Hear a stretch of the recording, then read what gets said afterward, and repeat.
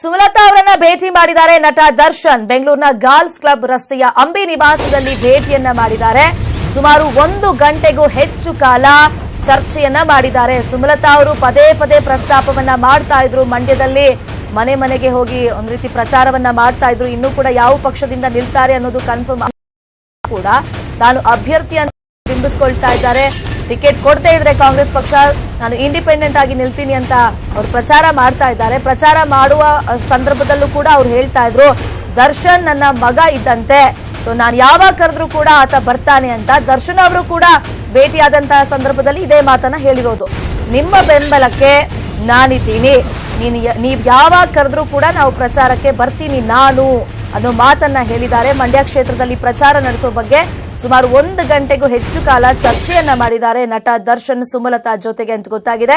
ನಿಮ್ಮ ಬೆಂಬಲಕ್ಕೆ ನಾನಿದ್ದೀನಿ ಅಂತ ದರ್ಶನ್ ಮತ್ತೊಮ್ಮೆ ಅಭಯವನ್ನ ಕೊಟ್ಟಿದ್ದಾರೆ. ನೀವ್ ಯಾವಾಗ ಬೇಕಾದ್ರೂ ಕರೀರಿ ಪ್ರಚಾರಕ್ಕೆ, ನಾನು ಬರ್ತೀನಿ ಅಂತ ಹೇಳಿದ್ದಾರೆ. ಮಂಡ್ಯ ಕ್ಷೇತ್ರದಲ್ಲಿ ಪ್ರಚಾರ ನಡೆಸೋ ಬಗ್ಗೆ ಕೂಡ ಈ ಭೇಟಿ ಆದಂತ ಸಂದರ್ಭದಲ್ಲಿ ಚರ್ಚೆ ಆಗಿದೆ, ಮಾತುಕತೆ ಆಗಿದೆ.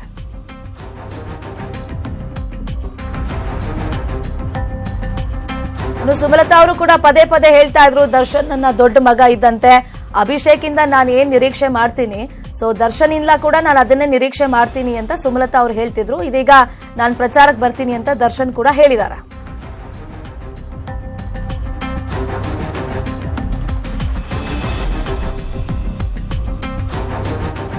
ಇನ್ನು ಹಿಂದೆ ಕೂಡ ದರ್ಶನ್ ಅವರು ಒಂದು ಸ್ಟೇಟ್ಮೆಂಟ್ ಅನ್ನ ಕೊಟ್ಟಿದ್ರು, ನಾನು ಯಾವಾಗ ಕರೆದ್ರೂ ಕೂಡ ಪ್ರಚಾರಕ್ಕೆ ಹೋಗ್ತೀನಿ, ಬೆಂಬಲವಾಗಿ ನಿಲ್ತೀನಿ ಅಂತ. ಸೊ ಈ ಹಿಂದೆ ದರ್ಶನ್ ಏನ್ ಹೇಳಿದ್ರು ಅನ್ನೋದನ್ನ ಮತ್ತೊಮ್ಮೆ ನೋಡೋಣ. ಅಪ್ಪಾಜಿ ಅವರು ಅವಾಗ ಹೋಗಿದ್ದೀನಲ್ವಾ ಸರ್, ಸೊ ಇದು ನಮ್ದು ಕರ್ತವ್ಯ ಇದೆ ಅಷ್ಟೇ. ಅವ್ರು ಹೆಂಗೆ ಹೇಳ್ತಾರೆ ಹಂಗೆ ನಿಮ್ಮ ಸಪೋರ್ಟಿಂಗ್ ಹೆಂಗಿರುತ್ತೆ ಮೇಡಮ್? ಅವ್ರು ಕ್ಯಾನ್ವಸ್ ಕರೆದ್ರೆ ನಾರ್ಮಲ್ ಆಗಿ ಹೆಂಗೆ ಹೋಗಿ ಮಾಡ್ತೀವಿ. ನಾನು ಎಷ್ಟೋ ಜನ ಫ್ರೆಂಡ್ ಸರ್ಕಲ್ಗೂ ಮಾಡ್ಕೊಡ್ತೀನಿ, ಹಂಗೆ ಹೋಗಿ ಬರ್ತೀನಿ. ಸುರೇಶ್ ಅವರು ಯಾವಾಗ ನಿಂತ್ಕೊಂಡ್ರು ಅಪ್ಪಾಜಿ ಅವರು ಅವಾಗ ಹೋಗಿದ್ದೀನಲ್ವಾ ಸರ್, ಸೊ ಇದು ನಮ್ದು ಕರ್ತವ್ಯ ಇದೆ ಅಷ್ಟೇ.